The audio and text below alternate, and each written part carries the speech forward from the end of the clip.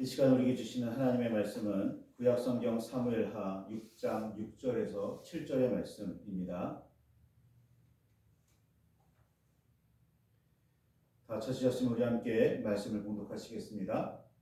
그들이 나곤의 타작마당에 이르러서는 소들이 뛰므로 우사가 손을 들어 하나님의 궤를 붙들었더니 여호와 하나님이 우사가 잘못함으로 말미암아 진노하사 그를 그곳에서 치시니 그가 거기 하나님의 궤 곁에서 죽으니라. 아멘. 아멘. 우리 주님의 그 크신 사랑과 은혜가 저와 여러분과 함께 하시기를 소망합니다. 사무엘이 어렸을 때에 이스라엘과 블레셋 사이에 전쟁이 있었습니다.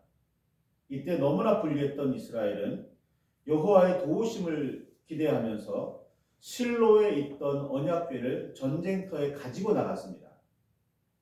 당시 제사장이었던 홈니와 비느하스가 백성의 뜻과 요구에 따라 언약궤를 메고 나갔으나 전쟁에는 패했고 언약궤는 블레셋에 빼앗겼습니다. 하나님의 뜻이 아니라 백성의 뜻, 백성의 요구에 따른 게 문제였죠. 우여곡절 끝에 이스라엘로 돌아온 언약궤는 베세메스를 거쳐서 기럇 여아림의 아비나답의 집에 들여놓았고 거기에서 20년 동안 머물러 있게 됩니다. 가나안 정복 당시 기럇 여아림은 유다 지파의 땅이 되었다가 나중에 베냐민 지파에게 재분배됩니다. 나눠줄 땅이 부족하기도 했고 유다가 다른 지파에 비해서 좀 많은 땅을 분배받았었기 때문에 일부를 떼어서 베냐민에게 나누어 준 겁니다. 그래서 기럇 여아림은 베냐민의 땅이 됩니다. 그리고 그 기럇 여아림 땅에 다른 이름이 있는데 그 이름들이 성경에 기럇 바알, 바알라, 바알 유다라고 그렇게 기록되어 있습니다. 이는 이 도시가 바알 숭배와 관련이 있었음을 알려주는 증거이기도 합니다. 바알이 계속 들어가잖아요. 하나님의 언약궤가 여호와의 언약궤가 바알 숭배의 온상인 성읍에 기럇 여아림에 한동안 머물렀다는 뜻입니다. 이걸 좋게 보기보다 그냥 그대로 보면 그 기럇 여아림에 방치했다라고 보아야지 기럇 여아림에 거룩하게 잘 모셔두었다라고 볼 수는 없을 듯합니다. 아무도 언약궤를 거룩한 장소로 옮기려고 하지 않았습니다. 실로로 돌려보내려고 하질 않았어요.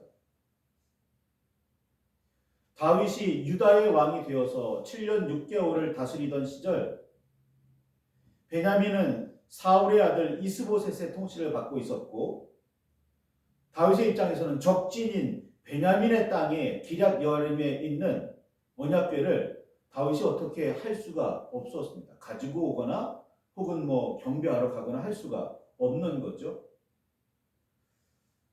마침내 온 이스라엘의 왕이 된 다윗은 당시 여부수 사람들이 차지하고 있던 예루살렘의 시온 산성을 빼앗아 다윗성이라고 이름을 붙이고 왕성으로 삼았습니다.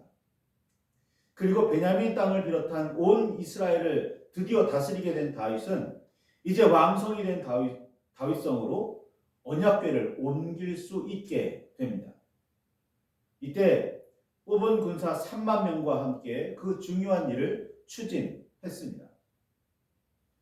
여호와의 언약궤를 옮기는 일을 마치 군사작전 하듯이 진행했으니까 당연히 천부장과 백부장 등등 지휘관들과 더불어 의논했습니다.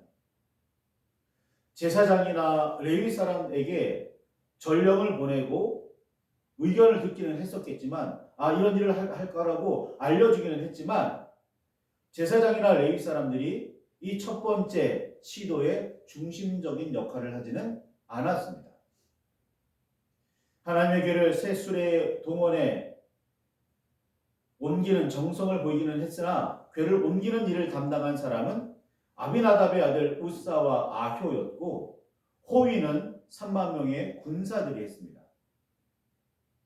다윗과 이스라엘 온 무리는 하나님 앞에서 힘을 다해서 뛰놀며 노래하며 수금과 비파와 소고와 재금과 나팔을 모두 동원해서 연주하며 찬양하며 기뻐했습니다.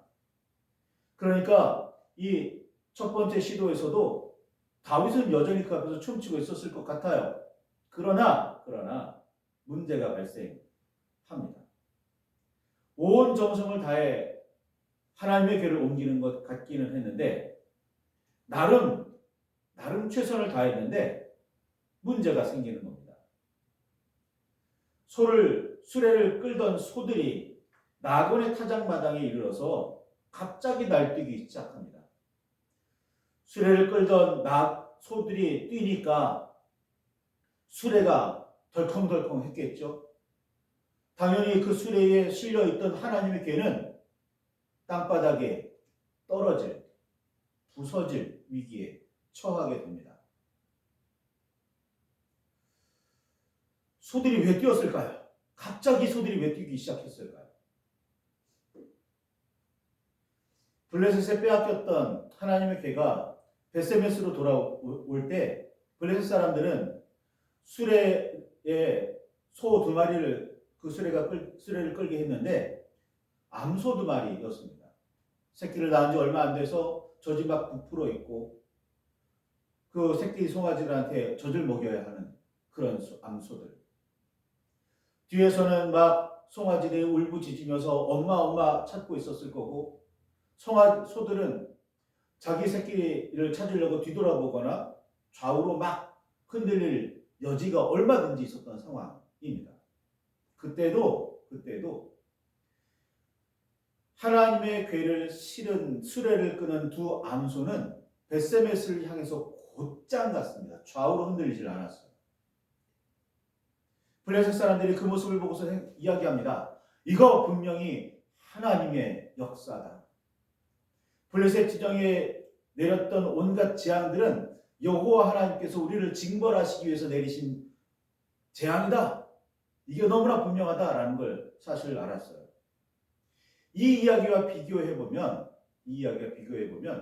벳세메스로 가는 두 암소들이 평안히 좌우로 흔들리지 않고 가는 것과 지금 다윗이 온 정성을 다해서 하나님의 궤를 이끌고 있는데 그 소들이 갑자기 나곤의 타작마당에서 뛰는 건 분명한 문제, 분명한 차이가 있는 거죠. 수레는 심하게 흔들렸고 땅에 떨어져 부서질 수도 있었습니다. 그 위에 있던 하나님의 궤에도 무사할 수가 없죠. 이때 우사가 하나님의 궤를 붙들었습니다. 떨어지지 못하게, 망가지지 않게. 우사는 좋은 마음으로 여호와의 궤를 보호할 생각으로 그렇게 했으리라 여겨집니다.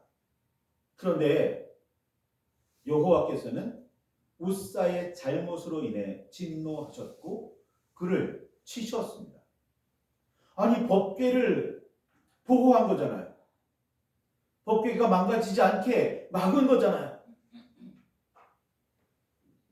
하나님의 궤를 소중히 다룬 거잖아요. 그런데 하나님께서 그것을 잘못으로 여기셨다는 거예요. 진노하셔서 그 자리에서 우사를 치십니다. 우사는 하나님의 궤 곁에서 죽고 말았습니다. 왜일까요? 왜 우사는 하나님의 진노를 사게 된 걸까요? 우사는 나는 좋은 마음이었을 텐데. 다윗은 처음에는 이 사건을 분하게 여깁니다. 아니 왜 우리는 최선을 다해서 우리는 모든 정성을 다해서 일을 하고 있는데 하나님께서 왜 막으십니까? 왜 이런 사건이 벌어지는지 분하게 여깁니다. 그러다가 결국 곧 하나님을 여호와를 두려워하게 되었습니다.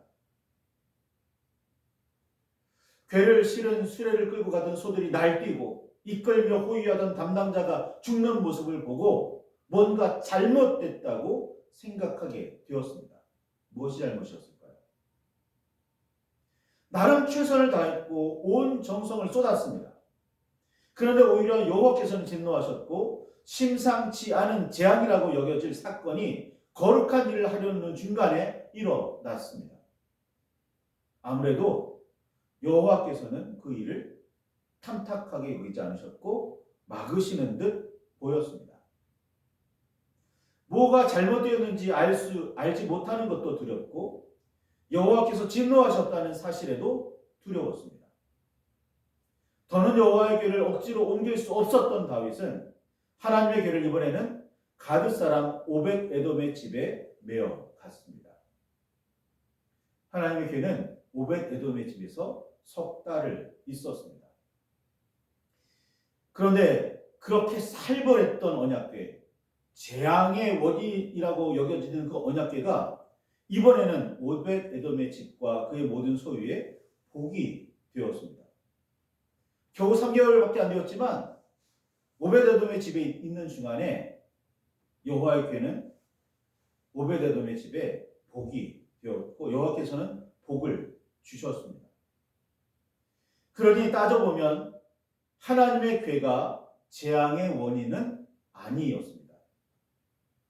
다윗이 하나님의 궤를 옮기는 과정에 뭔가 문제가 있었음이 분명해졌습니다. 그렇게 나름 좋은 뜻으로 하나님의 궤를 보존하려는 선행을 보여준 웃사가 죽는 불상사가 벌어지는 겁니다. 문제가 무엇이었을까요? 다윗은 여호와에 대한 두려움이 생기기는 했으나 여호와에 대한 사모의 마음이 더 컸습니다. 다윗은 다시 하나님의 궤를 예루살렘의 다윗성으로 옮기려고 시도합니다.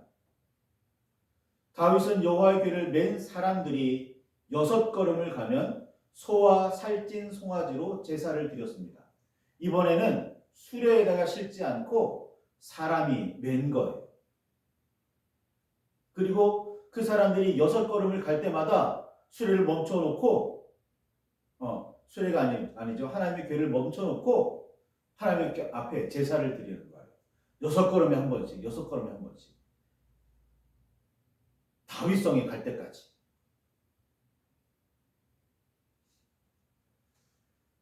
다윗 또한 스스로 베옷을 입고 힘을 다해 춤을 추었습니다.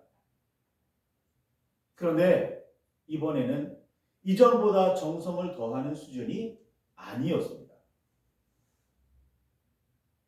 여호와의 궤를 예루살렘 다윗성으로 옮기려고 하는 두 번째 시도에서 다윗은 자신의 사람들에게 이야기합니다. 그게 역대상 15장에 기록되어 있어요. 특별히 이전의 말씀에 보면 레위 사람 외에는 하나님의 궤를 맬 수 없다니 이는 여호와께서 그들을 택하사 여호와의 궤를 메고 영원히 그를 섬기게 하셨음이라. 13절의 말씀에는 전에는 너희가 매지 아니하였으므로 우리 하나님 여호와께서 우리를 찢으셨으니 이는 우리가 규례대로 그에게 구하지 아니하였음이라 라고 말합니다. 그리고 나서 아론의 자손들 레위 사람들을 불러놓고 그 사람들에게 소식만 전하고 이런 일을 할 거야 라고 알려주는 정도가 아니라 그 사람들이 하나님의 궤를 옮기는 일을 맡게 그 일의 중심이 되게 합니다. 이전에는 군사들이 그 일을 주도했다면 이번에는 제사장들과 레위 사람들이 하고 있는 거죠. 첫 번째와 두 번째 시도에는 이런 차이가 있는 겁니다.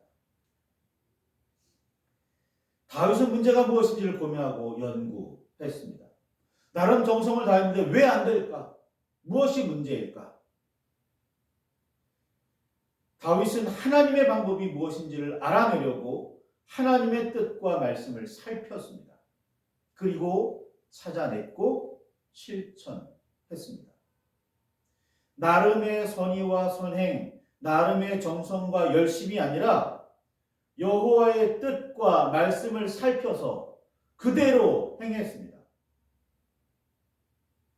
그리고 하나님의 궤를 다윗성으로 옮길 수 있었습니다. 하나님의 궤를 옮기는 내내 다윗은 그 앞에서 뛰놀았습니다. 첫 번째도 마찬가지였겠지만 이번에는 더 간절한 마음으로 더 기쁨을 가지고 하고 뛰놀았겠죠. 백성이 그런 다윗의 모습을 모두 보고 있었습니다. 미갈도 사울의 딸이었다가 다윗의 아내가 되었던 미갈도 그 모습을 보고 있었습니다. 그리고 미갈은 다윗을 향해 업신여기는 마음이 들었습니다. 미갈이 보기에 다윗의 그런 행동은 채신머리였고 경박해 보였습니다. 방탕한 자가 염치 없이 자기 몸을 드러내는 것처럼 보였다고 날카롭게 쏘아댔습니다. 백성 앞에서는 절대로 보이지 말아야 할 모습을 보였다고 비난했습니다. 미갈은 자신의 눈으로 다윗을 보고 자신의 기준으로 다윗을 판단했습니다. 자기가 보기에, 그리고 백성이 보기에 왕인 다윗이 어떤 모습으로 비추어지는지에 관심이 있었습니다. 그리고는 다윗을 책망하고 비난했습니다. 아내에게, 더구나 백성에게 보이지 말아야 할 행동을, 보이지 말아야 할 모습을 보였다고 말입니다. 우리가 보니 왕의 그런 모습은 왕으로서의 위엄이나 왕으로서의 권위나 왕으로서 행할 태도는 아니었습니다. 라는 거죠. 미갈에게 다윗은 이렇게 대답합니다. 사무엘하 6장 21절에 이는 여호와 앞에서 행한 것입니다. 라고 말했죠. 내가 지금 뛰놀기는 했는데 이 뛰는 게 나조차고 뛰는 건 줄 아느냐? 이 뛰는 게 너희들 보고 기뻐하라고 박수치라고 한 건 줄 아느냐? 내가 지금 뛰는 건 여호와 앞에서 뛰는 거다. 라고 말이죠. 다윗은 여호와의 뜻이 무엇인지, 말씀과 법이 무엇인지, 여호와 보시기에 어떠한지에 관심이 있었습니다. 하나님의 교회를 옮기는 일을 성공시킨 비결이었고 하나님의 교회 앞에서 뛰는 이유였습니다. 미갈은 백성의 눈 그리고 자신이 보는 눈이 중심이었습니다. 자기 기준을 가지고 자기 생각으로 다윗의 행동을 판단했습니다. 아버지 사울왕 곁에서 보아왔던 모습이 기준이 되어서 남편 다윗의 행동을 판단했습니다. 누구나 자신의 경험이 자기 생각과 판단의 기준이 되기 마련입니다. 그래서 사람마다 생각하는 게 조금씩 다를 수밖에 없어요. 그래서 어떻게 보면 미갈도 자기 기준으로, 자기 생각으로, 자기 보기에 다윗의 행동을 판단하고 정죄하고 있습니다. 그런데 다윗의 마음가짐, 다윗의 뜻은 달랐습니다. 다윗은 사람 보라고 하나님의 교회 앞에서 뛰는 게 아닙니다. 여호와의 교회를 모셔온다는 사실이 기뻤고 여호와와 함께 하게 되었다는 사실이 즐거웠습니다. 그저 여호와로 인하여서 기뻤을 뿐입니다. 굉장히 놀라운 모습이지요. 이 다윗의 모습을 사울 왕과 한번 비교해 보시기 바랍니다. 백성이 흩어진다는 이유로 사무엘을 기다리지 않고 제사를 집전한 사울의 이야기. 아말렉과의 전쟁에서 하나님의 명령을 저버리고 백성의 요구에 따라 전리품을 남기는 이야기 등등. 사울이 얼마나 백성의 눈과 판단과 반응을 두려워했는지를 잘 드러내 보여주는 사건들입니다. 그런데 이에 비하면 다윗은 지금 어떤 모습입니까? 백성이 어떻게 보느냐? 백성이 어떻게 판단하느냐? 백성이 내 곁에 남느냐? 남지 않느냐보다 더 중요하게 여기는 것, 그건 하나님의 뜻이 무엇이냐? 하나님께서 어떻게 보고 계시느냐? 하나님께서 나를 어떻게 판단하고 계시느냐? 여호와께서 보시기에 어떤지가 더 중요한 겁니다. 그래서 다윗은 미갈에게 이야기하는 거예요. 이건 여호와 앞에서 한 거다 라고 말합니다. 당신이 어떻게 보았던, 다른 사람들이 어떻게 보았던, 적어도 내 아내인 당신은 내 마음을 알아주어야 하는 거고 내 뜻을 살폈어야 하는 거고, 그렇죠, 적어도 나를 지지해 줘야 되는 것 아니냐.